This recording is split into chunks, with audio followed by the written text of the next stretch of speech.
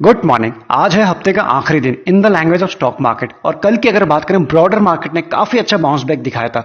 ये एक दिन का बाउंस बैक था या फिर कुछ दिन का या फिर यहां से एक नई रैली, इसके ऊपर डेफिनेटली आपका फोकस होना चाहिए। उसी हिसाब से आपको कोई भी ट्रेड एग्जीक्यूट करना चाहिए, स्पेशली बात करें शॉर्ट टर्म में। अगर हम इसके बाद बात करें निफ्टी के ऊपर, निफ्टी की कल को जो क्लोजिंग हुई है, अच्छी क्लोजिंग हुई है। जो इंपॉर्टेंट रेजिस्टेंस था 16,350 को, उसको ब्रेक किया और उसके ऊपर सस्टेन भी हुआ एंड क्लोजिंग भी दी। यहां तो बड़ा अच्छा था। अगर हम बात करें इस वक्त हमें ग्लोबल मार्केट क्लूज दे रहे हैं, वो नेगेटिव टू न्यूट्रल की तरफ ज्यादा दिखाई पड़ रहा है। ताइवान के मार्केट की बात करें 1% टूटे हैं और जितने भी मार्केट हैं सभी में 0.5% तो 1% की गिरावट दिखाई पड़ रही है।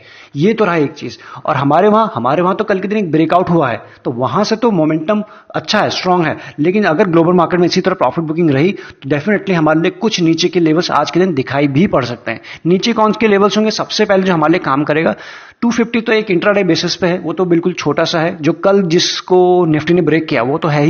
अदरवाइज 300 का एक इंपॉर्टेंट लेवल रहेगा जिसको निफ्टी को सस्टेन करना चाहिए। अदरवाइज उसके बाद 16,300 पहला सपोर्ट और उसके बाद 16,250 ये सेकंड सपोर्ट। और तो हम जानते हैं जहां से निफ्टी कई बार बाउंस बैक कर चुका है 16,200 का। ये एक ऐसी छोटी छोटी रेंज है जिनके आसपास निफ्टी सपोर्ट लेने की कोशिश कर सकता है अगर नीचे आता है तो।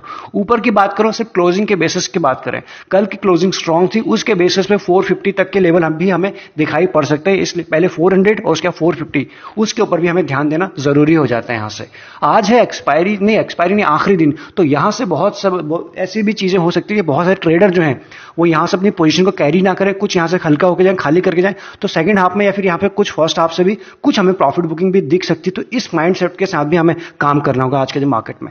नेक्स्ट बात करें क्रूड ऑयल में। क्रूड ऑयल में, नेचुरल गैस में हर जगह आपको प्रॉफिट बुकिंग दिखाई पड़ रही है। सिल्वर में भी प्रॉफिट बुकिंग दिखाई पड़ रही है। तो यहां से भी हम फोकस कर सकते हैं कि कहीं भी आज के दिन उस तरह से तेजी या फिर हरियाली नहीं छाई हुई है। फोकस करें करेंसी मार्केट के। यूएसडी आईएनआर अगेन लाल निशान में, यूरो आईएनआर की बात करें फ्लैट है, और बाकी great Britain and GP INR सभी जगह आपको लाल निशान ही दिखाई पड़ रहा है। इसलिए ब्रॉडर मार्केट जो आज ग्लोबल मार्केट की जो ब्रेथ है, आज वो आपको वीकनेस की तरफ ज्यादा दिखाई पड़ रही है। फोकस करें एफआईज एंड डीआईज के एक्शन के ऊपर। कल के दिन नेट में अगर बात करें, डीआईएस ने कुछ थोड़ा सा परचेस किया 307 के आसपास, बाकी उतने ही कि उससे थोड़ा सा कम एफआईएस ने बेचा है। तो नेट में तो बाइंग है लेकिन बहुत छोटा फिगर है, तो इसके ऊपर ध्यान देना जरूरी हो जाता है। जिस तरह से निफ्टी में पहले या फिर ये जो इंडेक्स हमें बताता है एफआईएस डीआईएस का एक्शन, पहले बाइंग हो रही थी उस तरह से अभी नहीं हो रही। आप डेली बेसिस पे यहां देख सकते हो। इसके बाद फोकस करें जिन कंपनी का आज के दिन रिजल्ट आने वाला है। सबसे पहले जो कंपनी है ग्रासिम का है, ओएनजीसी है, Hindustan Aeronautics, Petronet LNG, Godrej Industries, Sun TV. ये कुछ ऐसे कंपनीज हैं जिनके आज के दिन रिजल्ट आने वाला, तो डेफिनेटली इनके ऊपर फोकस रहना चाहिए अगर आपके पास इनमें से कोई भी शेयर है तो। इसके बाद फोकस करें जिन कंपनी का रिजल्ट आ चुका है जिनके ऊपर भरपूर एक्शन होगा। सबसे पहला नाम ओनली हो सकता है टाटा स्टील आज के दिन।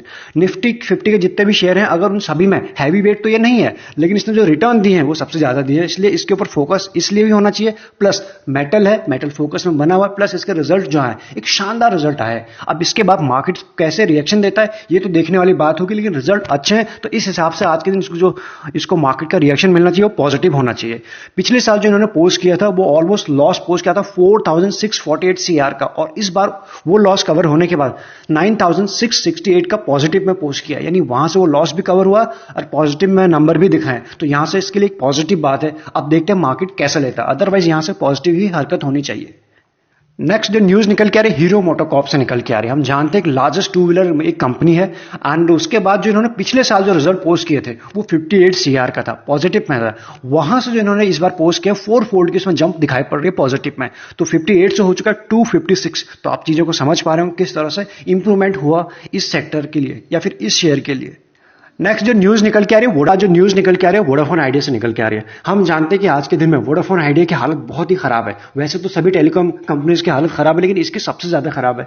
2020 जनवरी की अगर बात करें, उस वक्त एक कमेंट्री निकल के आई थी आदित्य बिरला की, यहां से we can shut Vodafone Idea if government doesn't support.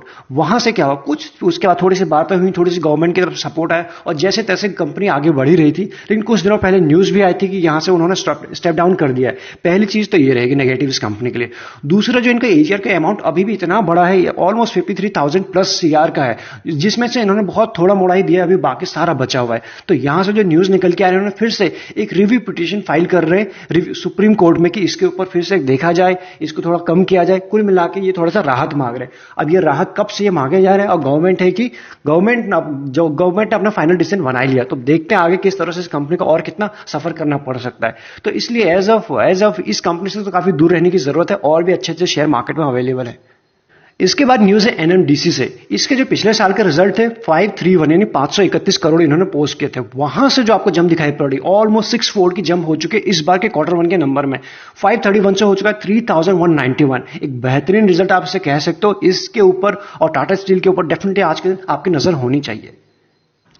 इसके बाद जो न्यूज है अशोक लेलैंड के ऊपर। इससे पहले जब कंपनी ने अपने रिजल्ट पोस्ट किए थे पिछले साल, तो नेट लॉस पोस्ट किया था 389 सीआर का। अभी भी नेट लॉस ही पोस्ट किया, लेकिन जो लॉस है थोड़ा सा नैरो हो चुका है, थोड़ा सा कम हो चुका है, 282 है, लेकिन अभी भी चीजें वैसी ही हैं, आपके सामने है। नेक्स्ट जो न्यूज है आज के दिन ऑरोबिंदो फार्मा के ऊपर। इससे पहले एक साल पहले जब कंपनी ने रिजल्ट पोस्ट किए थे, तब थे 783 सीआर के आसपास पॉजिटिव में, और अभी जो आए हैं आपको 769, 1%, ओनली 1.68% की डिप दिखाई पड़ रही है। रिजल्ट में तो 1% की डिप है, शेयर कितना डिप करेगा, मार्केट के हिसाब से देगा, वो देखने वाली बात है। मार्केट जरूरी है कि सिर्फ 1% टूटे, मार्केट में ज्यादा भी टूट सकता है अगर मार्केट के जो एक्सपेक्टेशन रखे वैसे नहीं आए। तो इसलिए पहले अच्छे से इसको मार्केट का रिएक्शन देने देते हैं, उसके बाद ही फाइनल डिसीजन इसके ऊपर बनाएंगे। नेक्स्ट जो न्यूज निकल के आ रहे हैं रेल विकास निगम कंपनी से निकल के आ रही है। इससे पहले जब कंपनी ने रिजल्ट पोस्ट किया था 140 सीआर का किया था पिछले साल, और अभी वो चीजें बढ़ के हो चुकी है, उसमें बढ़त हुई है, 64.73% की जंप हुई है। इस जंप के बाद जो कंपनी ने इस बार जो नेट प्रॉफिट दिखाया है 232 के आसपास दिखाया, 232 सीआर, यानी यहां से कुछ इसमें इंप्रूवमेंट होता हुआ दिखाई पड़ रहा है। नेक्स्ट जो न्यूज निकल के बाटा इंडिया से। बाटा इंडिया हम जानते हैं एक बेहतरीन कंपनी, एक अच्छी कंपनी, एक शानदार कंपनी है, हम ये जानते हैं। अब यहां से क्या हो रहा है ना, कंपनी जिस सेगमेंट में काम करती है उस सेगमेंट तो काम कर ही रही है, जो इसके प्रोडक्ट है उनको तो डेफिनेटली बना ही रही है। इसके अलावा थोड़ा सा जो अपने जो एक्सपेंशन की तरफ भी ध्यान दे रहे हैं, जो इनका प्रोडक्ट है उसकी तरफ भी कुछ नए प्रोडक्ट उसमें एड ऑन कर अपने कार्ट में। अगर बात करें कौन से, जैसे कैजुअल हो गए, स्नीकर्स हो गए, ये इनके बिजनेस ग्रोथ के पार्ट यहां से इस प्लान का पार्ट हो सकते हैं यहां से। इसलिए जो इनके कॉम्पिटिटर कर रहे थे, अब ये भी उस फील्ड में घुस चुके हैं, तो डेफिनेटली कंपनी के लिए एक पॉजिटिव बात तो है ही। इसके बाद जो न्यूज में कंपनी आज है जेबी केमिकल्स एंड फार्मास्यूटिकल, यानी एक ऐसी कंपनी जो केमिकल सेक्टर में भी काम करते हो, फार्मास्यूटिकल में। इसीलिए शेयर हमारे जो रडार पे हमेशा रहता है। इससे पहले भी आप सभी के साथ शेयर हुआ है संडे स्पेशल के वीडियो में। इससे पहले जब कंपनी ने अपना रिजल्ट पोस्ट किया था, द कंपनी हैड पोस्टेड, जो इनका रिजल्ट था लास्ट ईयर इसी क्वार्टर में 119.50 का, और इस बार क्या 119.05, यानी जरा सा आपको कम दिखाई पड़ रहा है। अदरवाइज जो इनके रेवेन्यू फ्लैट है, ना गिरे हैं ना बढ़े हैं आपके सामने एक साल में। इससे पहले हम न्यूज को खत्म करें, अगर अभी तक आप प्राइवेट चैनल का पार्ट नहीं बने, डिस्क्रिप्शन में आपको लिंक्स प्लस प्रोसेस सब कुछ मिल जाएगा, आप उसका पार्ट बन सकते हैं। वहीं पर आपको टेलीग्राम का भी लिंक मिल जाएगा, आप उसे भी ज्वाइन कर सकते हैं इफ अगर आपको लगता है यूजफुल तो। न्यूक्लियस के भी रिजल्ट आए हैं, और जो रिजल्ट आए एक आईटी कंपनी हम जानते हैं, और जो इन्होंने रिजल्ट पोस्ट किए उसमें 83% की डिक्लाइन हमें दिखाई पड़ रही है। और इस डिक्लाइन के बाद जो इन्होंने कंपनी ने रीजन बताया है वो due to the impact of कोविड-19 पैंडेमिक, तो उसको बताया है। तो इससे पहले जब कंपनी ने अपना पोस्ट किया था वो था 36.33 सीआर का लास्ट ईयर इसी क्वार्टर में। वो कितना हो चुका है इस डिप के बाद, ओनली 6 सीआर के आसपास। तो डेफिनेटली मार्केट में आज इसको एक अच्छा करेक्शन देखा जा सकता है, तो इसके ऊपर भी आज के दिन हमारी नजर रहनी जरूरी हो जाती है। चलिए मॉर्निंग अपडेट में इतना ही, हमने काफी सारी न्यूज को कवर करने की कोशिश की। बाकी रेगुलर अपडेट के लिए आप चैनल को सब्सक्राइब कर सकते हैं। Thank you so much.